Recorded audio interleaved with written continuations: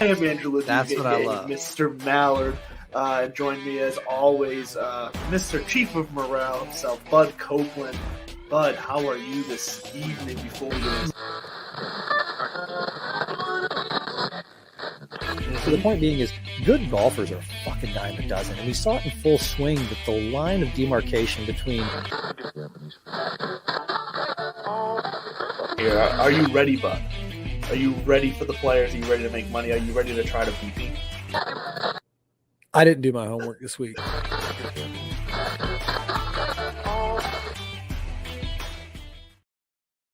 And welcome in, everybody. Tuesday here. Divots and Pivots starting off Fantasy Sports Corporation's Tea Time Tuesday. Following us up will be, as always, Plus Money Golf coming in at 10 o'clock tonight. I believe that's going to be their new solid time. So I know they've jumped around 9:30, 10, 10:30. 10 o'clock should be the time you could find them every Tuesday after us here on Fantasy Sports Corporation.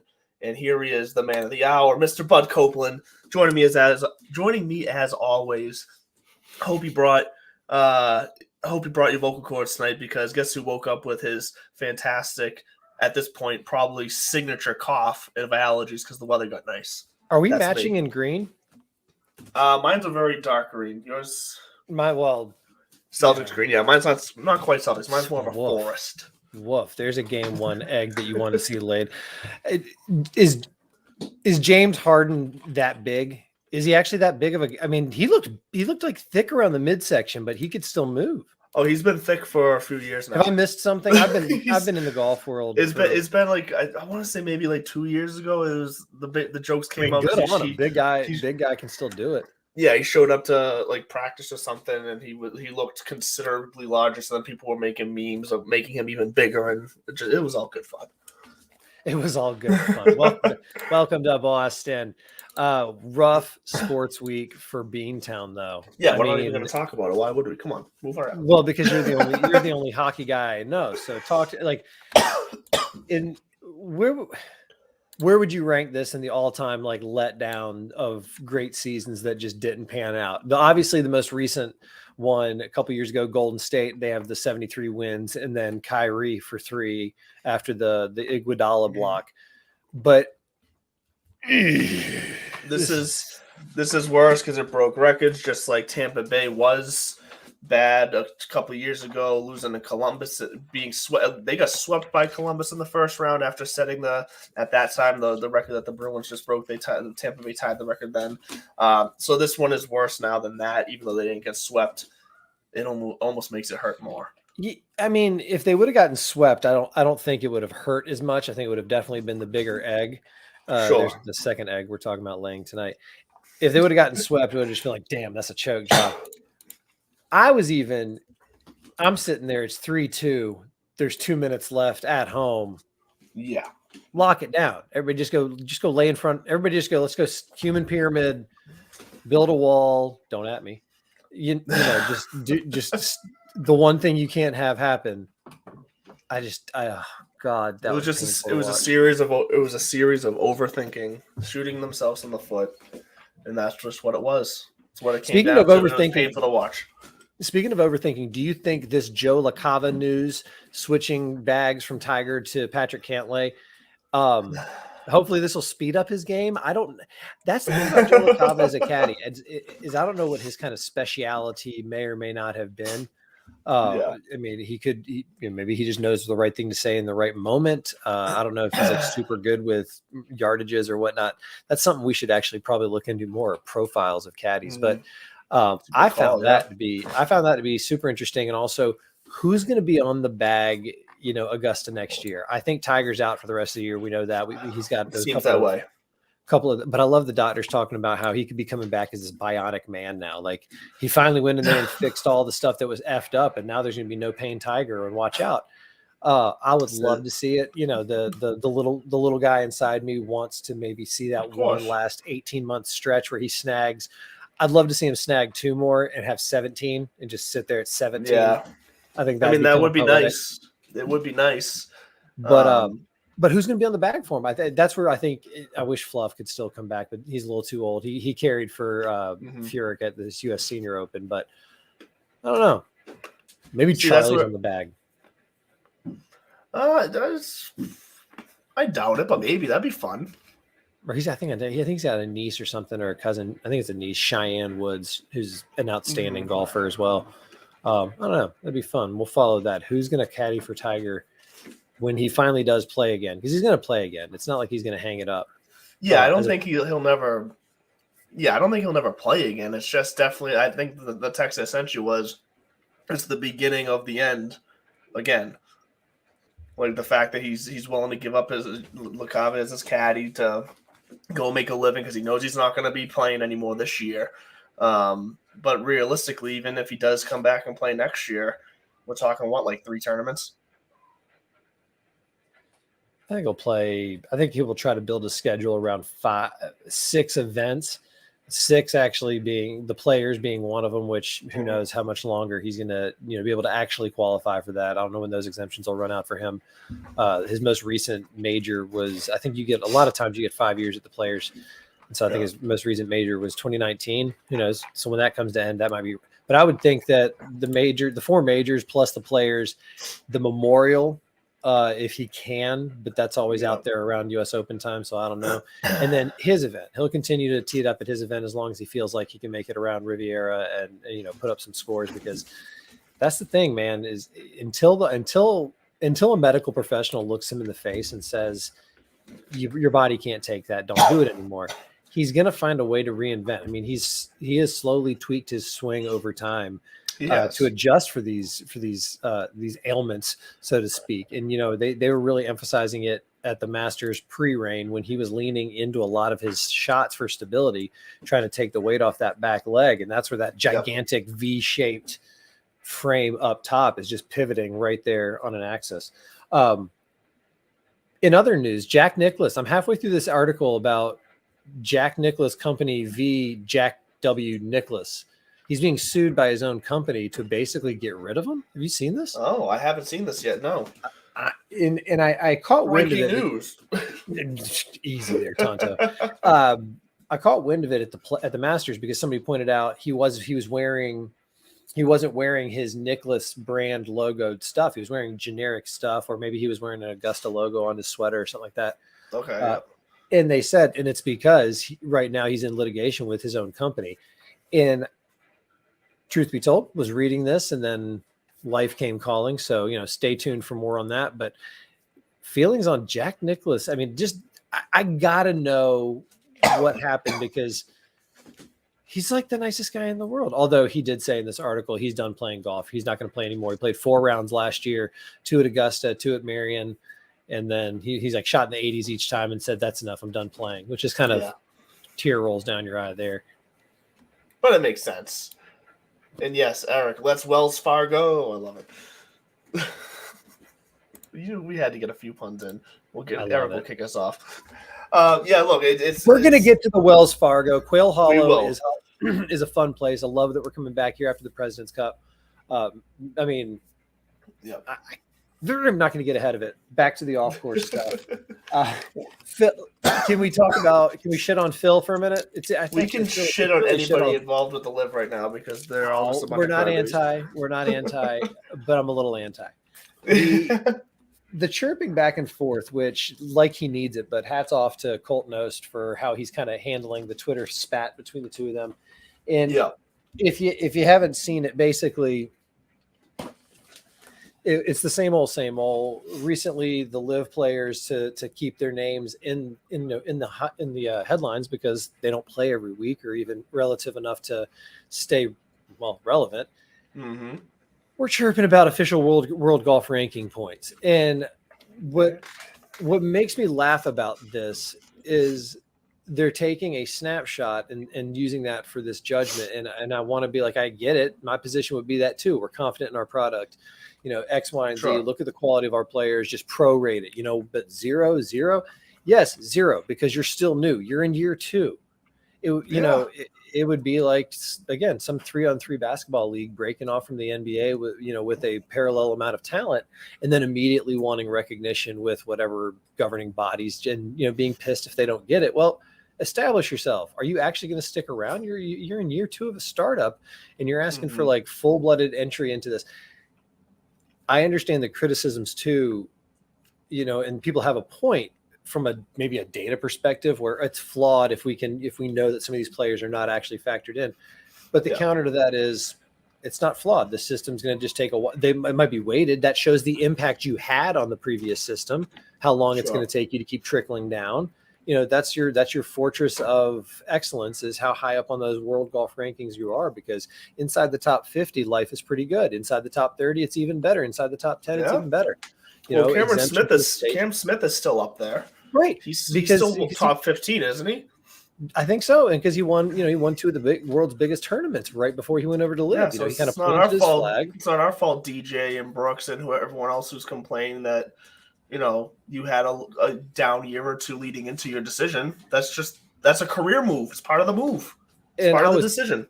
And I was kind of poking Taylor Gooch for shooting over par on the final day and still winning. And that's because he shot like 23 under par or something the first 2 days. I mean, he played out of his mind. And going back to back like that, people are chirping, and he's not going to get any world golf rank. No, he's not, because he consciously said, I'm going to go take – doesn't mean that it's not really good golf. It doesn't mean that it's not excellent golf. It doesn't mean that it's not elite level play. But pause for a minute. Take that same course under those same conditions and take the 47 other live clowns away, no offense, and put in 143 PGA Tour players. And I'm not even talking about maybe a designated event, just your run-of-the-mill John Deere Classic. Put those guys out there and then see if he goes back to back. That's the point, is we know it's not the same. And I think 0 is appropriate until you go through the whole accreditation process, which if there's not a way to adjust for this type of league, then I do think the official world golf ranking needs to just pause and go, all right, how do we factor this in, folks? They got a point.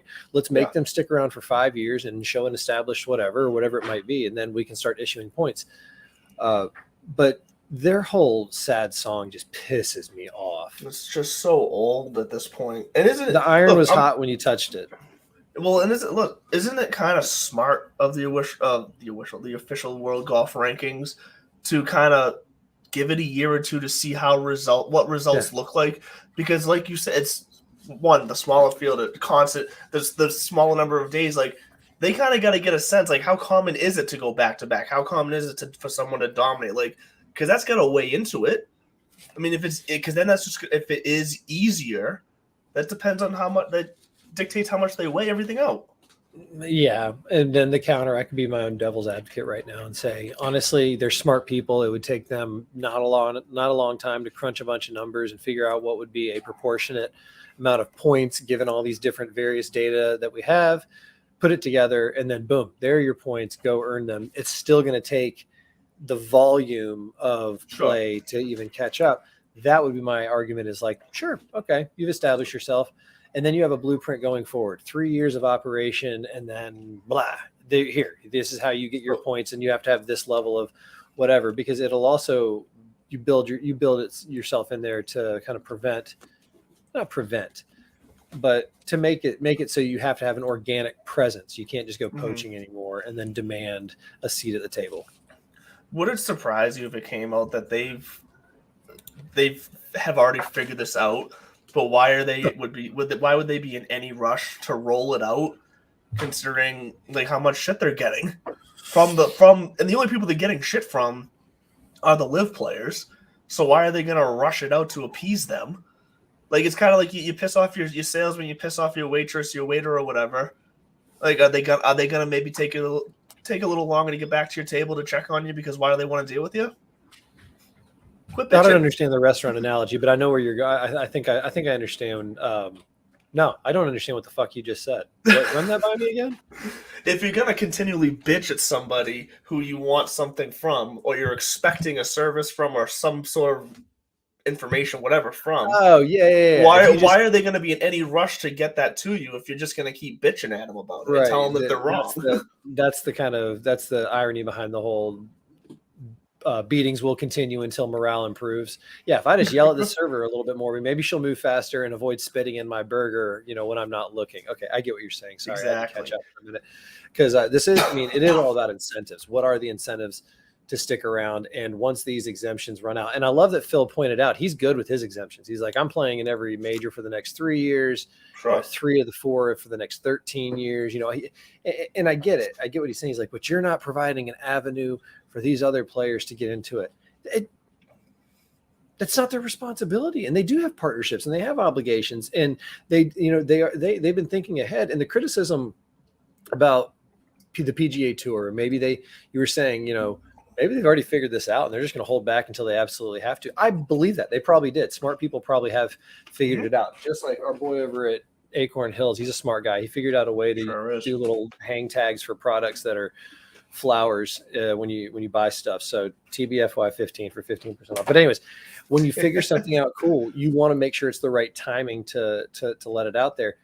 It doesn't shock me that the PGA Tour had all this money saved up and that they had ideas, or maybe they were willing and open to change. Yeah. But again, what's the impetus for it? And just because the impetus was this kind of rogue league where, speaking of, do you see where PXG said they're no longer going to renew live players? And Bob Parsons flat out said, he was like, no, for me, it's a 9/11 thing. He's like, I can't.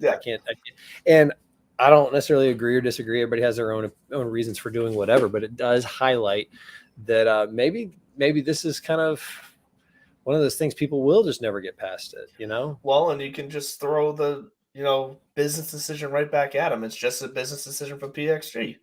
I mean, if they want to throw some love to Divots and Pivots, we proudly, wave the flag. Yeah. I can't say that because I've hit them and I don't know if I'll be able to play them.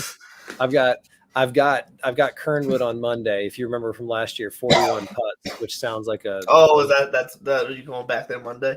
Yeah, except instead of 42 degrees with 30-mile-an-hour winds and rain, it's supposed to be 68 degrees, sunny, and no wind. So basically what we're saying is no excuses, right? Play like a champion. 18 pars is what we need.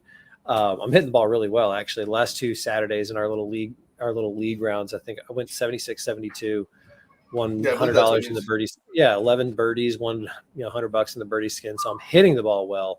The putting just makes me really scared. I think I'm going to get there super early and just putt for about an hour before I do anything else. Yeah, putting is key. That's why it's always in my key stats this year. Do we have any promos to run before you do a non-subtle pivot to DFS talk? Are we going to go DFS early? I think we should. The timing is right. This is a fun place to go. And I think we can this week. There's enough. I think there's enough names to talk about where we can easily get lost for 45 minutes here. So why don't we hear from Underdog Fantasy real fast? That allows me to refill my water really quick as well because this cough is just pissing me off. So we will come right back after hearing from Underdog. Stick around for your DFS information. Underdog Fantasy is here to save your post-fantasy football season blues. The easiest place to play and win with the Underdog Fantasy app. Get up to 20 times your money in a single night with our Pick'em contests.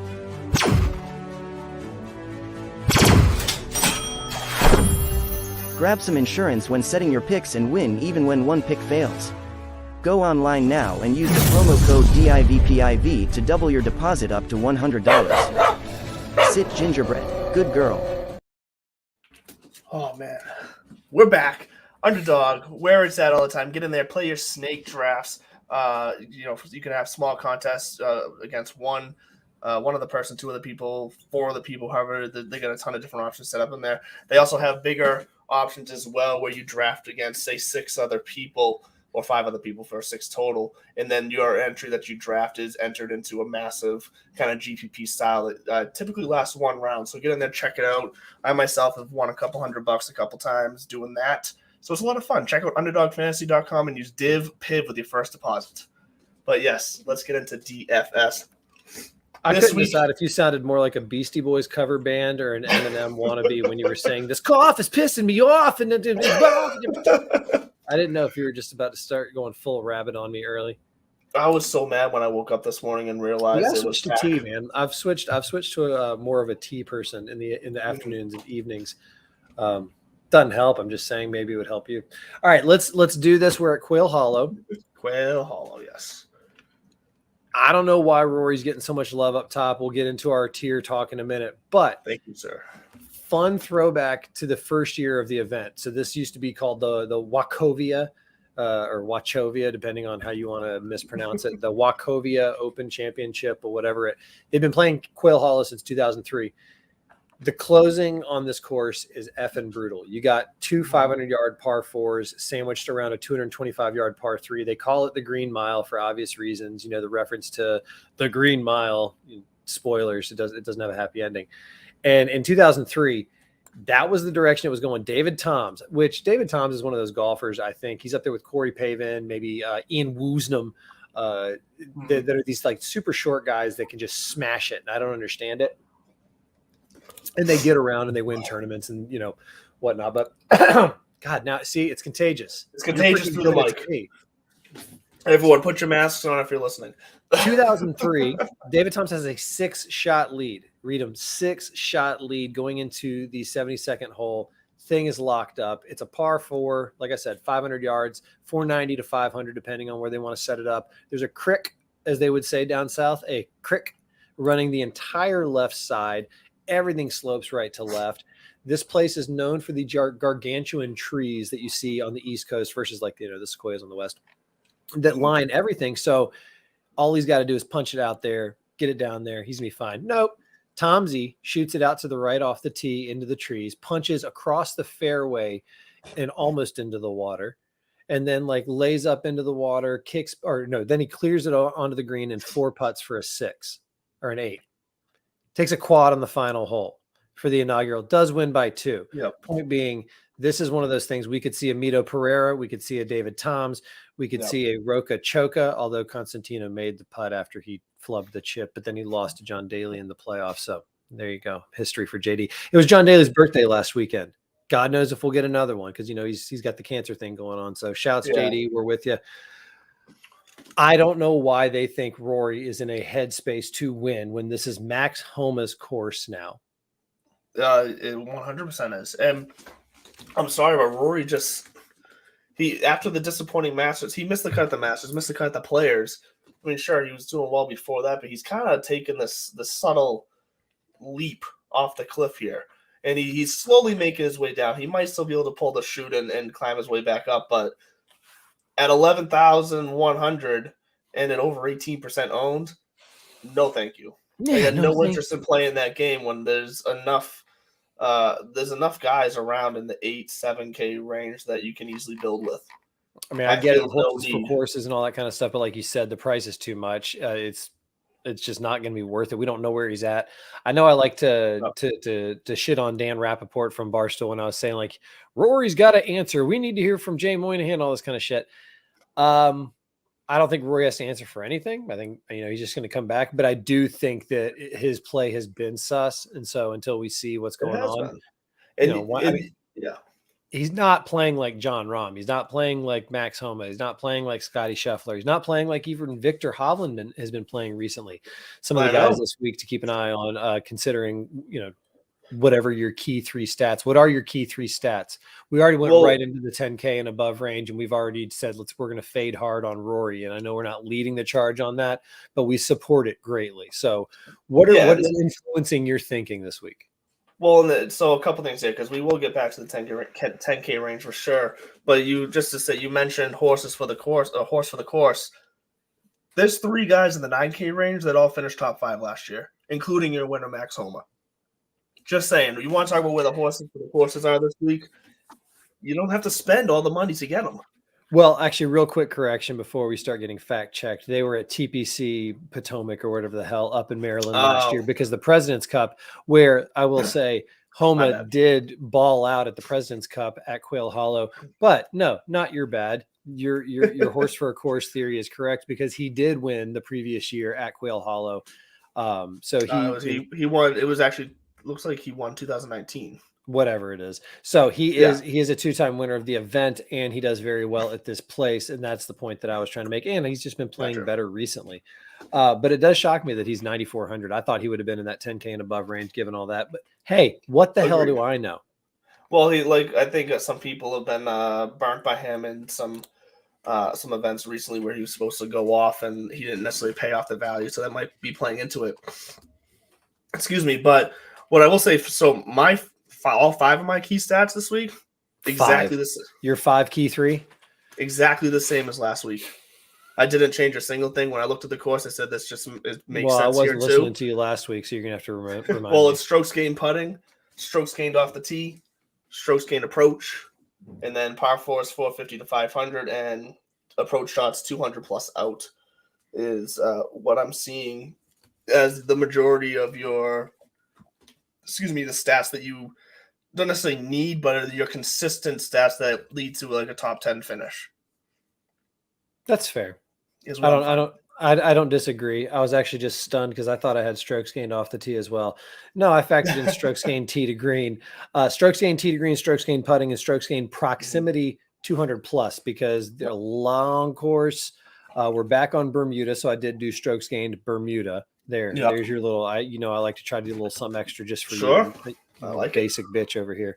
But the proximity 200 plus is what really intrigues me this week. I get that's why guys like Rory or I almost said Justin Timberlake, the other JT, Justin Thomas, Rory, guys who are known for hitting, Colin Morikawa, guys who are known for hitting those 6, 5, 4 and above irons very well, very accurately. It's going to take a lot of those kind of shots this week to do well. But the flip to that is, maybe the length, maybe if it's dry enough and they get some run out there, these guys are just hitting the ball so effing long that some of these 450 to 500 yard par fours that used to require those long approaches, they figured out ways to hit it and fly it 300 and get that run out to 340. So where their approaches are much more in the 150, 60, 70 range.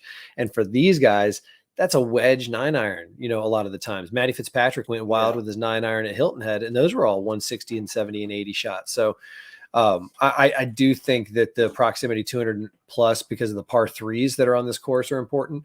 But good call, ball striking is where is kind of what I left off that I would normally factor in for that reason. If you're hitting it really well, that's gonna be huge here. That's a fucking cliche. It's pretty much the key every week. If your shots are going in, you're probably going to score a lot of points. I will say that. So I also played on Saturday. My results were not as nice as yours, but I did have one of my very few pars on the day. I think I had two or three on the day. But one of my few pars on the day, I never touched the fairway, and that was including the fairway on the next hole because my drive went so far left it crossed the fairway next to us and landed in the rough on the other side of that fairway. I somehow made it to the rough on the other side of our green and somehow chipped up and putted for par. So I had a sexy little par like that. Pars with no fairways. Yeah, the dirty little par 4. It's ranked the number one handicap where I play. And when I say dirty little par 4, it's because literally this place was built on the old town dump. And so they were just kind of piecemealing it together and kind of fitting holes in where they could. This is according to like local lore and legend. Of course. But it goes out about 150, 60 yards from the back tees, goes out about 200 yards, and then just takes this hard dog leg right down the ground. It goes down first, but the elevation of the hole is even higher. So you're talking about almost a 2 club difference from where your ball ends up to where the green is, severely sloped from back to front, and blind shot going uphill. So it's a super tough little par 4, and my 4-iron caught the limb of an overhanging tree that's right there at the corner when I was trying to be a little too cute. Cut the corner, dropped straight down into the rough, and I had to just kind of punch it up the hill as far as I could, 50 yards out, flipped it up there to about 15 feet, made the first putt of the day after 3-putting the hole before. So my blood was boiling, and then sank a putt, and everything was back to level. That's nice. Anyway. I took us off on a tangent. My bad. Let's get. I could walk you through every single shot from Saturday if you wanted me to. I mean, it'd be riveting content too. I could probably walk you through the first 11, and then they get a little hazy after that. Why'd they get a little hazy, Andrew? Transfusions, of course. Why not? Ugh, what flavor? I tried them all because they had 3 different flavors.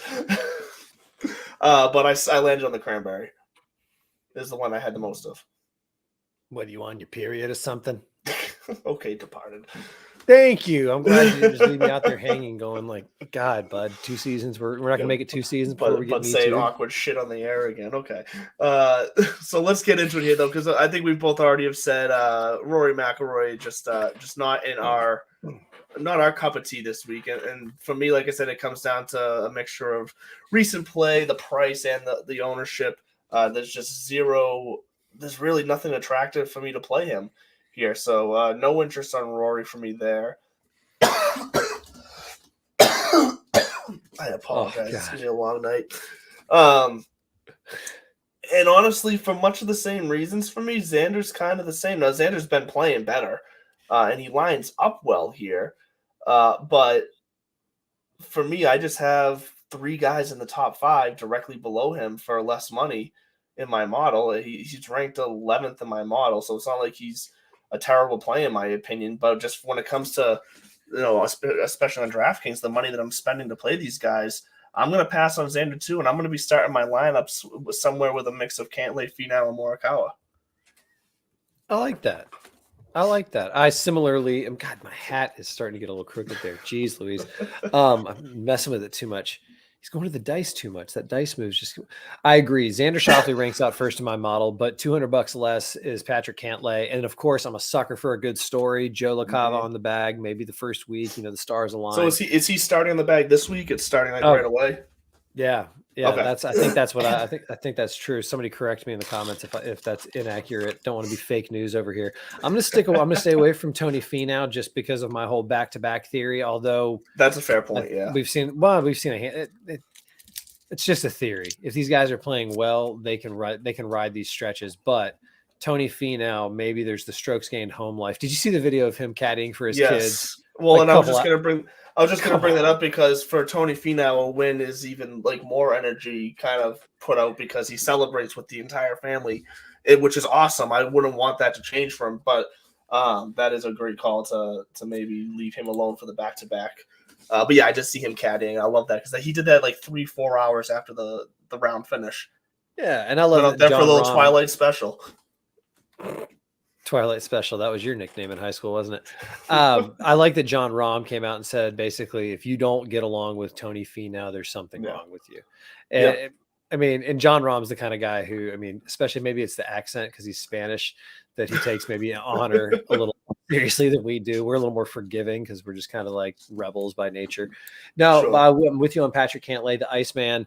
He has been playing well. He's been knocking at the door, a bit here and there, and there's no reason to think that he can't get her done at Quail Hollow. So if you're going to play somebody in the double-digit range, I would fade Rory McIlroy hard.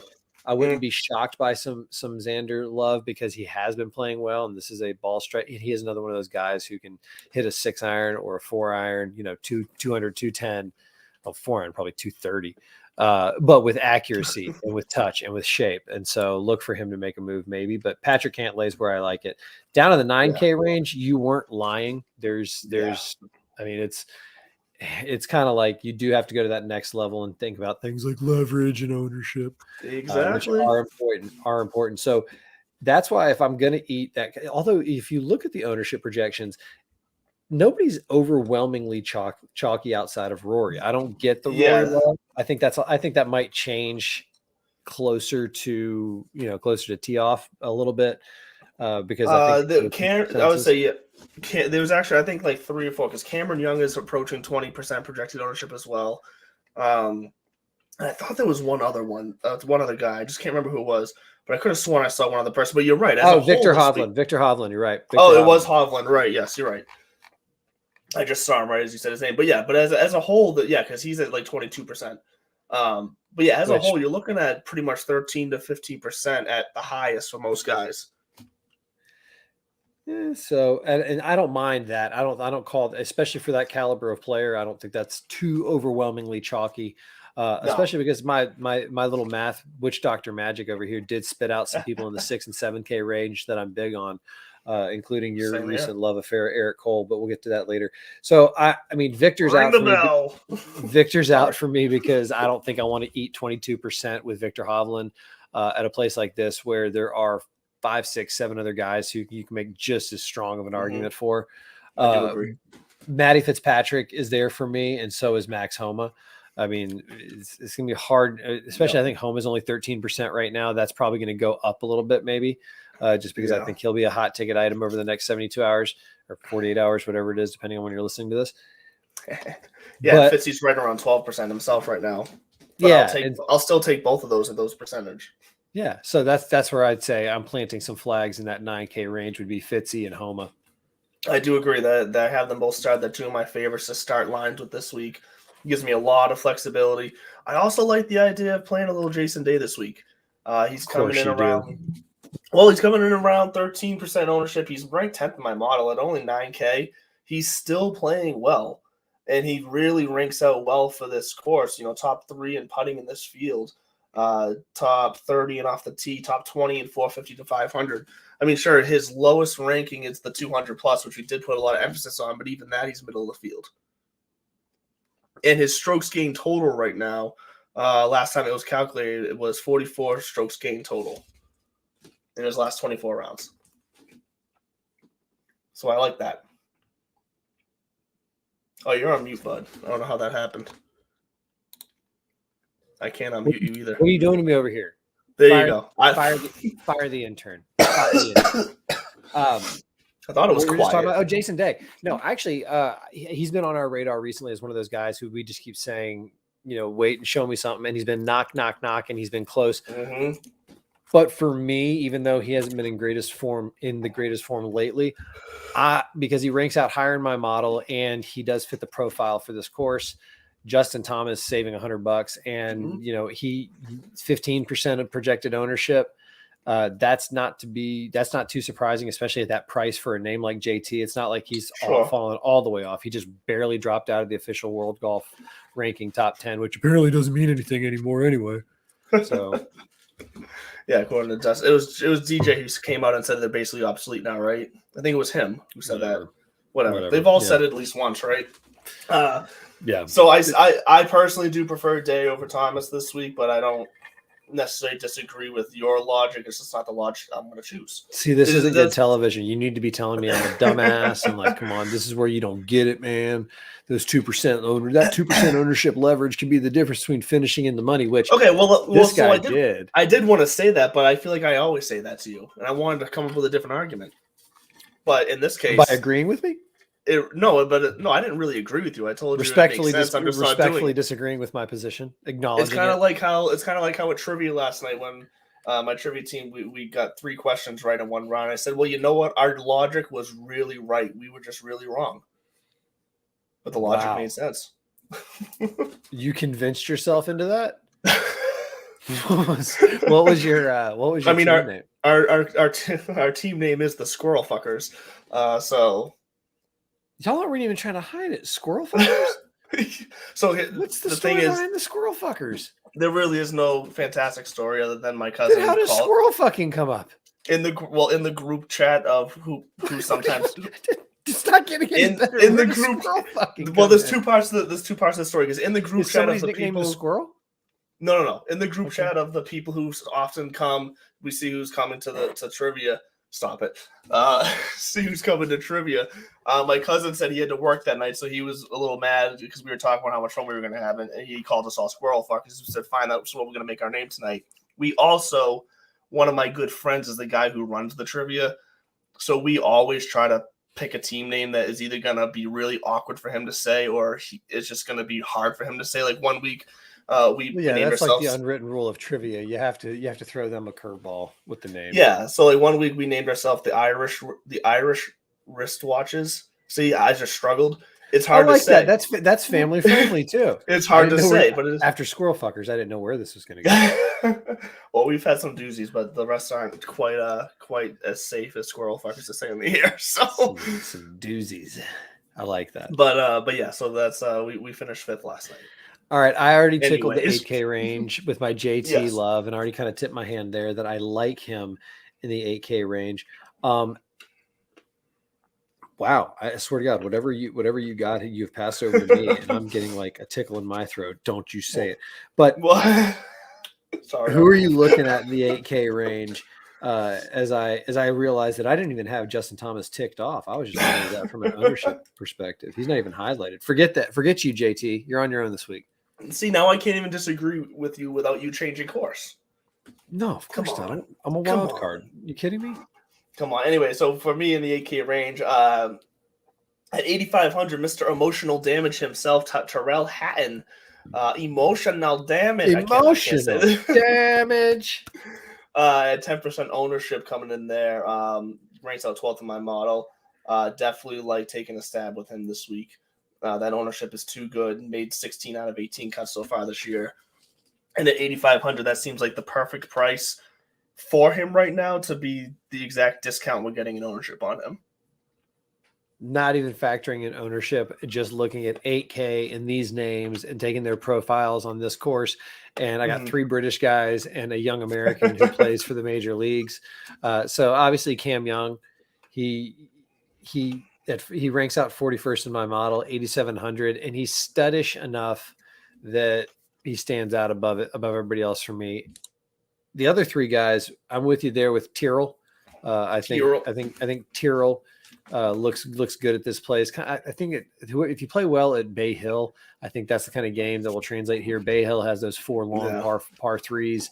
Those are the kind of shots that you have to work in here. So I like him. And then obviously Tommy Fleetwood at 8,000.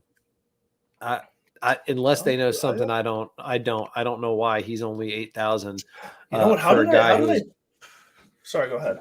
No, it's fine. I was gonna say I was just gonna agree with you. How did I pass? I just realized I passed right over him without taking him off. But the second I saw his stats next to his name, I went, "Oh yeah." I somehow missed him. 10% projected ownership at 8K. I like that. Maybe. Give him a little tick there. You might get a little check the box there. Jesus, man. Yeah. I think we need to get brought to you by Zyrtec or something. Do you take drugs? Yeah. You know what? We could work that in. Oh yeah, I'm gonna be sleeping fantastic on some NyQuil tonight. That's oh, God.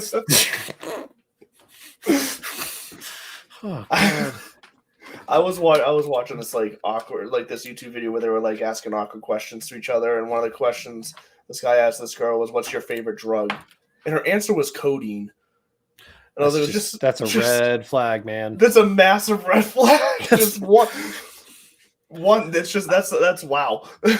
I don't know if she would have been like, I don't know, a little bump of fentanyl or something. It's like, all right, at least that I get it. It's cheap. It's easy. It's effective. Codeine is kind of like, what is this? What is the 80s? We're going to go robo tripping later, but before the movies, robo tripping. When I explained that to yourself, I explained that to my little brother-in-law one time. He's like, what? I'm like, yeah, you just kind of would go to the drug aisle. I never did it. I did a lot of other things that I probably shouldn't talk about in live, but I never did this. But people would literally just go take the Robitussin or the cough medicine and chug it until the thought process behind that. Like, where are you as a person, as a human, when that's, oh God. Anyway, let's go down. Anyways, I don't want to glance over the fact that you just said a phrase that I don't think I've ever heard anyone say before. Little brother-in-law. Really? I've not heard anyone refer to anyone as their just brother-in-law, but not little brother-in-law. So Grady caught me a little off guard. Grady Man, I've known since he was probably I think I met him. I met him and his sister when he was 3 or something like that. And his sister, my roommate / wife, there's not a direct blood relationship, but there definitely is a legal and familial relationship. So he is my brother-in-law, but he's my little brother. There's such an age gap there, and I've seen the kid grow up, and I've been part of his life forever. So yeah, he's my little brother-in-law. He's 20 now, grown-ass man. He's 6'2", and he finally hit the size where I can no longer manhandle him or physically threaten him in any way. Yeah. And so he's like, yeah, you can't push me around. No, you're talking like Sly Stallone and shit with it. I don't know what the little kids are doing with their mustaches now. These little thin, it's coming back. Yes. No, it's not. It's coming back in the sense that I'm seeing it a lot where I feel like I shouldn't be. I know. But then again, so anyways, I did have to explain to him that he's right. He is physically can overpower me, but I have no shame. I will use weapons. I will not fight fair. Lessons will be learned if it ever comes to that. But yeah, no. Talking to him about robo tripping, because I was asking him, what are the kids doing these days to get fucked up? And he's like, actually, not, we don't really drink that much. I'm like, you're lying. Okay. You don't want to, I'm too old for you to talk to about it. I get it. But let's go down to the 7K range real quick. Yeah. because there are a lot of familiar names down there that, Matt Kuchar, anytime he's at a course like this, I feel like you could throw him some love if you needed to. He does not rank out in my model at all. As a matter of fact, the folks that rank out in my model that I want to kind of peek at are some long hitters. Cam Davis, big, tall Aussie, can hit it a mile. And if he's putting himself in position, he can score. President's Cup guy who played pretty well on this course last year as well. So seeing him down there in the 7K range was a little shocking to me. Davis Riley coming off his first win, just maybe riding some good momentum. He's a Georgia guy, probably got up to Quail Hollow a time or two in those days. And then Taylor Moore ranked out. I don't even know who the hell Taylor Moore is. He could walk in and introduce himself right now. Still wouldn't know who he was, but he ranks out 4th in my model. And at that price, and if you're that much, I doubt you're going to be highly owned. So I'm just I might throw him some love. Around the 12% mark right now, because I also have him marked around 12%, 12, 13. And right next to him, Gary Woodland in the 7K range. The way that he's been playing, he is a major winner. He's at that tier of play where, kind of like when Jordan Spieth lost it for a year or so. Yeah. When it does click, it's not like he's going to inch back up there, although I guess that's what he's been doing while we haven't been paying attention. But in the last few weeks, he's taken that jump. And then, of course, your favorite and mine. And when the model spits out Keegs, we don't fight with the model. So Keegan Bradley, everybody I had starred in the 7K range. You just said them all. We've been doing this too long. It's like our cycles are synced. So that's just ring the bell on all these guys. And instead of saying ring the bell, I'm going to bring back Bing the Bang. And now bring the bang is going to be whenever we agree. What we brought the bang. No, I can deal with it. Well, I can deal with it. That was a bad moment to spitball a new idea for the show. But no, I agree with you on all those guys. This is another Keegan Bradley course for me as well. Matt Kuchar, I like at under 4% ownership on the course the type of course that he does well at makes perfect sense to me. The only reason why he dropped so far in my rankings is because he's just not a long hitter anymore. So those 200 plus approach shots aren't necessarily his forte anymore compared to the field, but everything else he needs at this course really lines up. So Taylor Moore, you said them all. I like them all. If I'm going to throw another one in there, I like Hayden Buckley too at 7,400. Mr. Buckley. He's projected under 8% ownership right now. Finished T5th at the RBC Heritage. Missed the cut here last year though. But I like me some Hayden Buckley this week as well in the 7K range. Mr. Buckley. I like Mr. Buckley as well. And you know what? The 6K range spit out some guys in the top 30 for my model, and they're familiar names. And so that's, me, I'm a trendy guy. I'm not trying to outsmart things. And Adam Svensson, who I know you love. You love Adam Svensson. I've been off recently, but last year I was a big Adam Svensson guy last year. He ranks out 13th in my model, 4th in the putting on Bermuda, and then 40th in those approaches. So I like him there.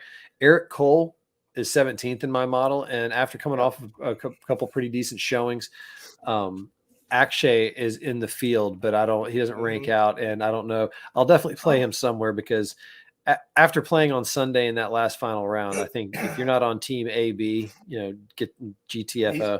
He's actually ranked 22nd in my model, so I do have Akshay start at less than 60% ownership. I like playing him this week again. Yeah, you're going to see him in some of my lineups too. And then Pearson Cootie, 21st in my model, and that's another one of those, like, I think we coined it here on the show, but Vince Lombardi would take credit for winning as a habit, and he's won everywhere he's been, including in Panama. So he's won as a professional now. He's on the come up, as they would say. Don't be shocked if Pearson Cootie kind of shows out a little bit this week. I like that. I also do agree with that. I do agree with Eric Cole. I had him starred, so we're both there. And I did also have Adam Svensson starred. I almost forgot I did, but he was also starred for me. So still in sync. I also I'm going to go back to the Dylan Wu train as well. Dylan Wu ranks out well at 21st my model this week, under 6% ownership. Ranks out top 50 in all of my key stats. So I like that for that price, 6,700, and for that ownership. And then my super shot in the dark down here to hopefully make the cut in the 6K range is Tyler Duncan. Okay. I've played him on a whim before, and I honestly can't remember if it panned out for me or not that week. It's only been a couple times I played him, but he ranks out 16th in my model, 6,500. Right now, projected under 2% ownership. Is definitely a shot in the dark. He's missed the cut here a lot. He missed the cut at RBC Heritage as well. So everything says don't play him, but I like his strokes gained total in the last 24 rounds. They're up over 20. YOLO, brother.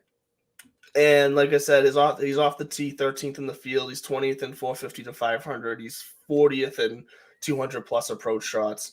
And then middle of the field and strokes gained approach. Actually, slightly better than middle of the field and strokes gained approach. So it's really his putt. The putting is the only thing that's holding him back from being top 10 on my model. So if I need to fit it, so here's the thing with the guys I talked about up top. Honestly, I'm probably not going to need to dip into the 6K range. But if I find myself getting crazy with a couple lineups, and I had to dip down here, Tyler Duncan is a guy that I'd probably take just a really shot in the dark and close my eyes and pray. That's what we should do. We should also do just a couple of wild and crazy lineups. Did you ever have that SNL? Wild and crazy kids. Couple of wild and crazy. Two guys. Oh my kids. God! Wild and crazy kids. Is that what you're trying to reference? Yeah, I mixed them. I mixed the two up there for a second, but yeah, I know both of them. You could actually mash those two up. Some DJ out there, mash those two up and do a sick beat with the drop, with a nice drop. They'll put anything before the drop. So I don't know what we accomplished there. I think if you do pull some wisdom out of that, I think you should stay away from Rory, which means bet Rory and bet him hard, because God knows I'm not right on these things. No. Stay strong. But I really wouldn't be shocked if Max Homa came out and guns blazing. He's been playing pretty well. Did you see the whole thing with him and Joel Damon on the same flight avoiding each other? I did. I saw that. He was like, I switched to a middle seat. I have not. Apparently, there is a beef. I don't know if it's real. It's probably not. They seem like they're too nice of guys to actually. Oh, I took that as a complete joking around. I did not for one second think that was an actual beef. No, I think there's there might have been. Okay, I didn't know if you could fill me in on that. My finger's not exactly been on the pulse of that story, so to speak. Like I said, I've been down this rabbit hole with Jack Nicklaus trying to find out how and why he's being sued by his company. Which I was watching the newsroom and we're 53 minutes in before my first Aaron Sorkin reference, which is why I texted you to ask if you had any golf jokes, because for some reason I'm sitting here reading this article, and when I'm working at home, I usually have the newsroom or something like that on in the background. It's literally background noise. Yeah. So I was reading this article and, talking about being him in like a courtroom, giving a deposition, being, cross-examined and all that kind of whatnot.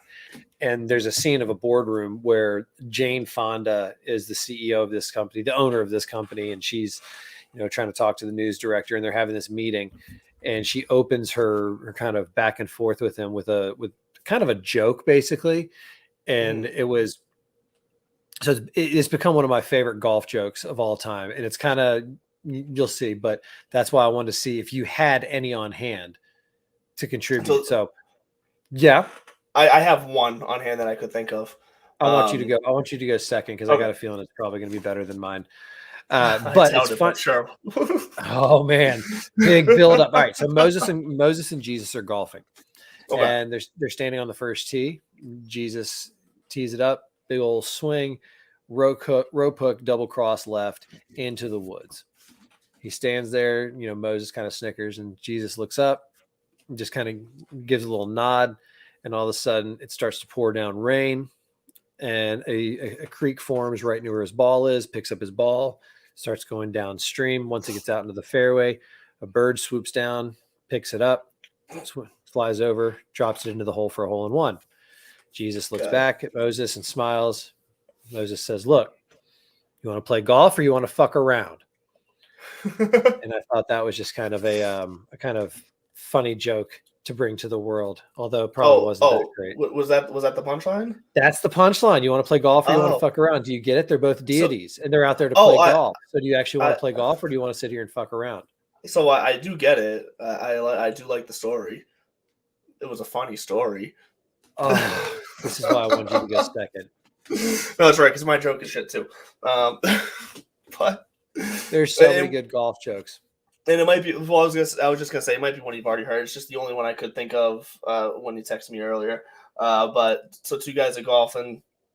They're up on the tee box and they're waiting, and there's two females out in the fairway, and they're just kind of taking their time. And the guys are getting frustrated. And the guy goes, I'm gonna go up and say something. So he starts, walking up the fairway. He stops, turns around, and comes back and stands next to his friend and goes, "What the hell happened?"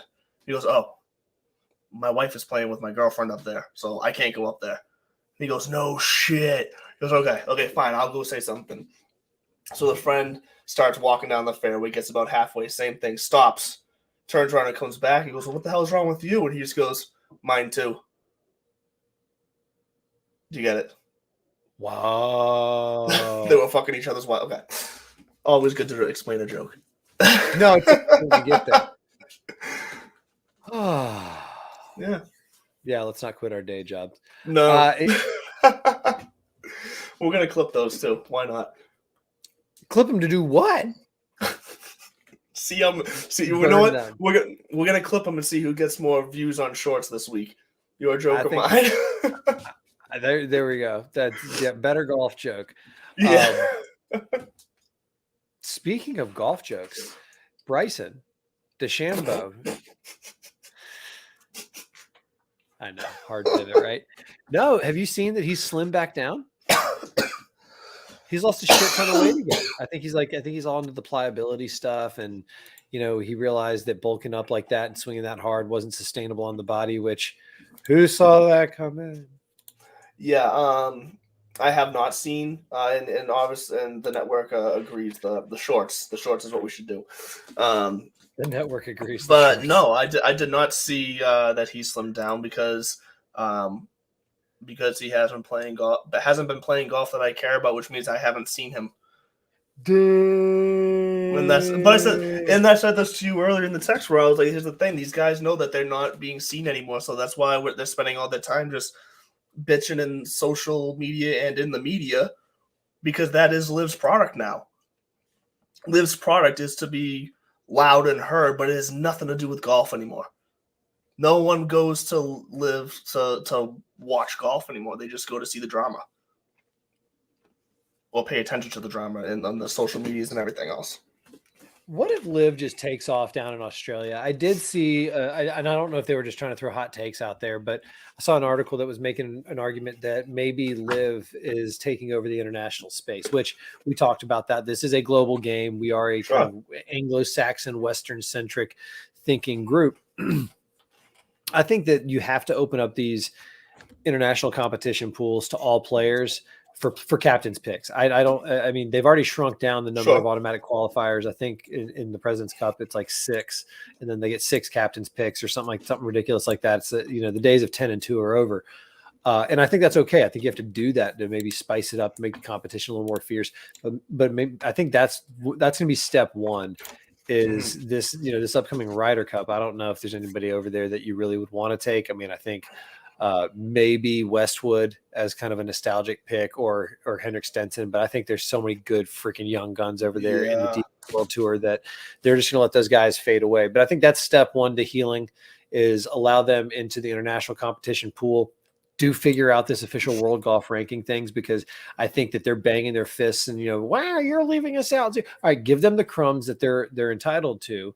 And then, you got to go win all 14 of those tournaments every year to actually get enough to make a difference in your standing. So there's a way to figure it out, and I think they will. But step one is going to be national play. Which shouts to Jim Furyk, captain, my captain, the next President Cup in 2024.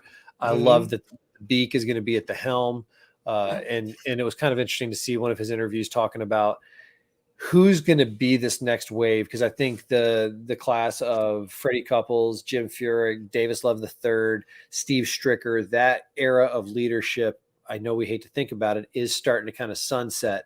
Obviously Tiger is going to be Tiger for the next 40 years, wherever they want him or need him, that's what he's going to do. He's on scholarship forever. But who is going to fill that void? And I don't know who you want to say, because Zach Johnson is about as young as I would go. Zach Johnson, Brandt Snedeker, but I don't know if Yeah. those guys have, well, I know Zach Johnson wants it. He's already. I think Zach Johnson, because Zach Johnson's always been around the international tournaments, the Ryder Cup. So I could see Brant Snedeker. That's an odd name to throw out there, in my opinion. But Zach Johnson, I could definitely see. Thanks for shitting on Sneds. I agree. I like Snedeker, but I just don't think he's got he necessarily has the name not recognition, but the. Well, what I meant was he might not want it. Like, not all these guys want to do all this extracurricular stuff. They don't get paid. They probably get a lot of financial support from whatever sponsors are funding it all in USA Golf and that kind of shit. Sure. But this is all volunteer type work. Fringe benefits do matter when you talk about volunteer experiences. But I also think it's important, and I do think it'll open up. The last thing anybody does want to see is arguments for a LIV/PGA Tour and DP. Although if you want to do that, then you got to lump in the DP World Tour as well. You got to take on the whole world. LIV versus the world. Yeah, do it. Send your best. We'll send our best. I'm fine with that. That works for me. But if you're looking at your clock, that brings up the end of our show here. It is 9 o'clock, sadly. Mercifully. No, we were rolling tonight. We were flowing. It felt good. Felt natural. You know what? I loved it. And we discovered we synced up. That was fantastic news. It's all good here on the Divots and Pivots and show. But that is going to do it for us here on this Tuesday night. We'll be back next Tuesday and every Tuesday following that at 8 o'clock. We'll discuss how we did the Wells Fargo. And if you're still in the mood for some golf coming up in an hour at 10 o'clock right here on Fantasy Sports Corporation, we have Plus Money Golf. They're bringing you all your bets outside of DFS. They'll get you all the information you need to know on who to bet outright to win, who your top 5s, 10s, 20s, heads, props, all the fun stuff. Exactly. So they got it all for you. So stick around, tune back in. We will see you next week. Same place, 8 o'clock here. We love you. Have a good one, guys.